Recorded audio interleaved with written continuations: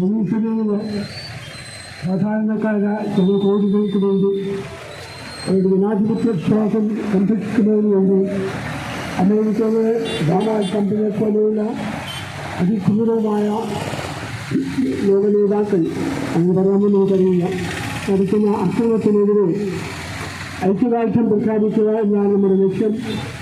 അതിന് ഇന്ത്യൻ ഭരണകൂടം എടുത്തിരിക്കുന്ന നിലപാടിനെക്കുറിച്ച് ചോദ്യം ചെയ്യാതെ നമ്മൾക്ക് സാധിക്കുകയില്ല എന്ന സത്യം നാം മനസ്സിലാക്കുന്നു. ഇന്ത്യയുടെ ചരിത്രം, ഇന്ത്യയുടെ ജനാധിപത്യ വിശ്വാസം നമ്മെ പ്രേരിപ്പിക്കുന്നത് ട്രംപിനെതിരെ ജനാധിപത്യത്തിന് വേണ്ടി പോരാടുന്ന ജനത്തിനെയും ജനതയ്ക്ക് പ്രഖ്യാപിക്കുക എന്നുള്ളതാണ്. ഒരു സംശയവുമില്ലാത്ത ഭാഷയിൽ, ആർക്കും മനസ്സിലാവുന്ന ഭാഷയിൽ അത് ചെയ്യേണ്ട ഉത്തരവാദിത്വം നമ്മുടെ ഗവൺമെന്റിനുണ്ട്.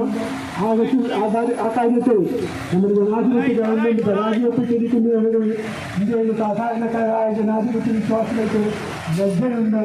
ആ ലജ്ജ ഞാൻ പങ്കുവെക്കുന്നു വിഷമത്തോടെ.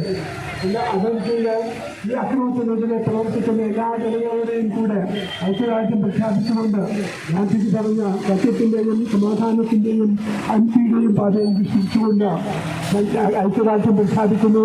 ഈ യുദ്ധം കഴിയാവുന്നിടത്തോളം വേഗം അവസാനിപ്പിക്കണമെന്നും ജനാധിപത്യം പുനഃസ്ഥാപിക്കാനുള്ള നടപടികൾ ലോക ജനത എടുക്കണമെന്നും അത് ഐക്യരാഷ്ട്രസഭയുടെ ഭാഗത്തു നിന്ന് അവർ ഉത്തരവാദിത്വത്തിൽ നിന്ന് ഒളിച്ചോടാൻ കഴിയുകയില്ല എന്ന് ഓർമ്മിപ്പിച്ചുകൊണ്ട് കോഴിക്കോട്ടെ നല്ലവരായ ജനാധിപത്യ വിശ്വാസികളുടെ കൂടെ ഞാനും പങ്കെടുക്കുന്നു.